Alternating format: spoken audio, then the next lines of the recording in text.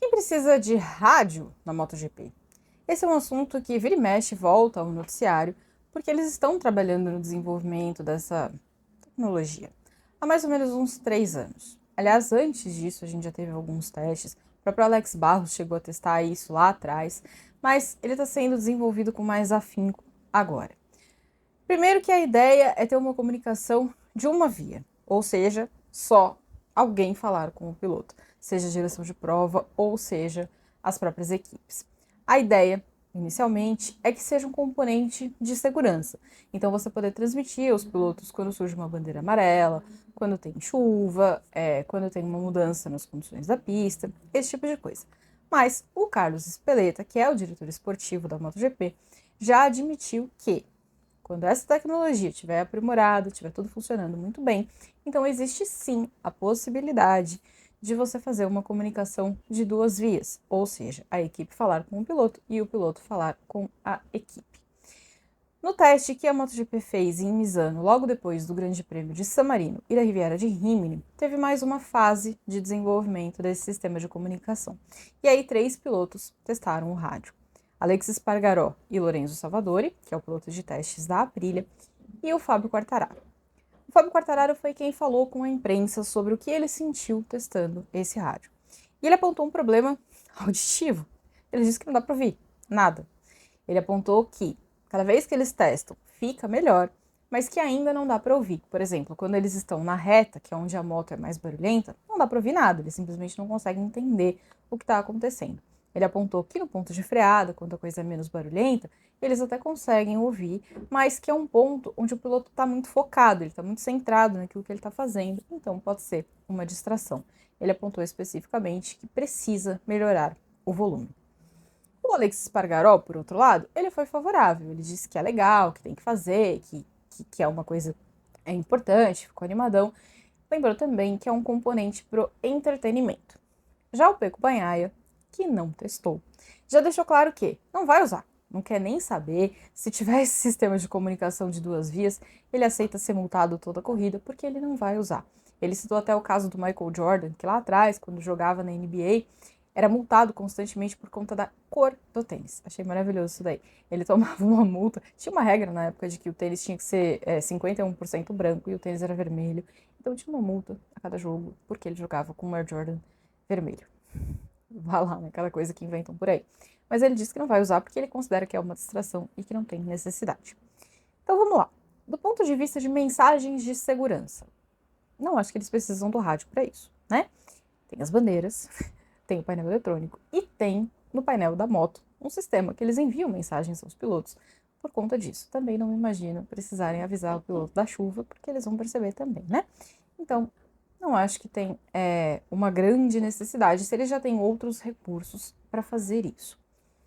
Agora, do ponto de vista do entretenimento, eu posso até entender. Quando a gente para pensar, por exemplo, na Fórmula 1, onde o sistema de comunicação por rádio está presente há muitos anos, é sim um componente do entretenimento. A gente tem lá toda a transmissão, os áudios são gravados, e aí eles pinçam um trecho, põem na transmissão para todo mundo ouvir. Foi de lá, por exemplo, que a gente ouviu, né, o glorioso Fernando Alonso dizendo que o motor da Honda parecia um motor de GP2, né, que era, ele estava avacalhando o motor da Honda. Onde mais a gente teria oportunidade de ouvir uma coisa dessas? Ele certamente, quer dizer, certamente eu não sei, mas ele provavelmente não falaria isso diante de um jornalista ou numa coletiva de imprensa ou nada do gênero. Era uma comunicação privada. A gente tem outros momentos, né, por exemplo, acho que foi o Alonso, né? Alonso is faster than you também, que foi com o Felipe Massa. Então a gente tem alguns momentos, disputa do título de 2021. Toto Wolff falando com o diretor de prova da Fórmula 1. Não, Michael, não! Quando ele queria que o diretor de prova mudou ali a interpretação dele do regulamento, e aí, ou ele criou uma interpretação própria do regulamento, acho que fica melhor colocado, e aí acabou sendo um lance que foi decisivo na disputa pelo título entre o Lewis Hamilton e o Max Verstappen. Então, sim, é um componente do entretenimento. Agora, um rádio de uma via não vai entreter ninguém, né? Se avisar o piloto que tá chovendo, que teve uma bandeira amarela, não vai entreter ninguém. Então, nesta primeira fase, certamente não seria divertido. Agora, eu também não acho que a gente vai ter um piloto batendo boca com um engenheiro ou algo do tipo durante a corrida. A gente vê muito na Fórmula 1, às vezes, em algum momento ali de uma disputa mais intensa ou alguma coisa acontecendo de mais importante, o engenheiro tenta falar e o piloto fala pra ele assim, tá bom, eu sei o que eu tô fazendo, fica quieto, Kimi Raikkonen já fez isso, Max Verstappen já fez isso. Em alguns momentos, realmente, é incômodo você tá ali ouvindo. Só que num carro de Fórmula 1, não tem tanto o risco de cair, né? Não tem o risco de bater, mas não tem o risco de cair. No caso da moto, eu acho que eles estão tanto quanto mais expostos. Então, qualquer distração, qualquer mínima distração, pode efetivamente ser um problema. Eu vou dar um exemplo para vocês do que acontece comigo na transmissão. Obviamente são coisas bem diferentes, mas aí você pode tentar aplicar no seu dia a dia para tentar entender como isso pode acontecer. Quando eu estou na transmissão, eu estou focada no que está acontecendo ali. Então, estou olhando para a corrida, para a tela onde está passando a imagem da prova. Tem a tela de cronometragem do meu lado. Eventualmente, às vezes eu posso estar de olho no celular, porque se aconteceu alguma coisa, eu estou tentando checar uma informação com o assessor de imprensa ou algo do tipo. Eu estou de olho nessas coisas. Eu não estou esperando nada vir além do que eu já estou ouvindo no meu ouvido. E o que eu estou ouvindo? Eu tenho o som ambiente, eu tenho o Hamilton e o Fausto, né, narrador e comentarista, falando comigo, a conversa que tá rolando ali. E a gente pode, isso é uma opção nossa, né, cada um faz a própria opção, de ouvir ou não o áudio original, da transmissão original, então a locução em inglês. Eu não tô esperando outro som entrar para mim, não tô. Mas, eventualmente, a produção pode falar comigo. Seja porque eles estão perguntando alguma coisa, ou porque eles querem me passar uma informação, e aí, de repente, surge aquele som. Às vezes ele vem num volume alto, e às vezes tá mais baixo. Então, assim, depende também do volume que aquilo tá ajustado ali. Assusta. Assusta. Só que eu não corro o risco de cair da cadeira, né? Eu tô ali sentadinha, tá tranquilo. Não é um problema. Mas, imagina você tomar um susto a 300 km por hora, por um áudio que você não tá esperando chegar. Então, acho que isso é uma coisa que pode efetivamente ser complicado para os pilotos. De novo, do entretenimento pode ser bacana quando a gente tiver uma comunicação de duas vias. Agora, será que isso não vai prejudicar o componente do esporte? Na Fórmula 1 existe muito essa crítica, né, de os pilotos serem meio que tutelados, que tem alguém dizendo faça isso, faça aquilo ou faça aquilo outro. Imagina, por exemplo, na corrida do fim de semana, no GP de San Marino, se tivesse lá para a Mac falando no ouvidinho do Jorge Martin que não era a hora dele fazer, né, o flag to flag, dele entrar para trocar a moto por conta das condições. Teria sido ótimo para ele, certamente. Teria tido alguém falar para ele assim, querido, fica aí, marca o líder, não faça isso.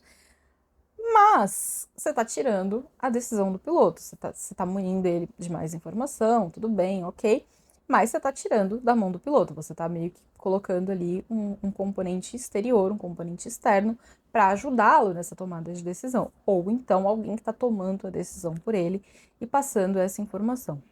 Será que a gente quer isso para o esporte? Será que esse é um caminho que o esporte deveria seguir? Será que tem essa necessidade? Ou da forma como as corridas estão hoje, tá tudo bem?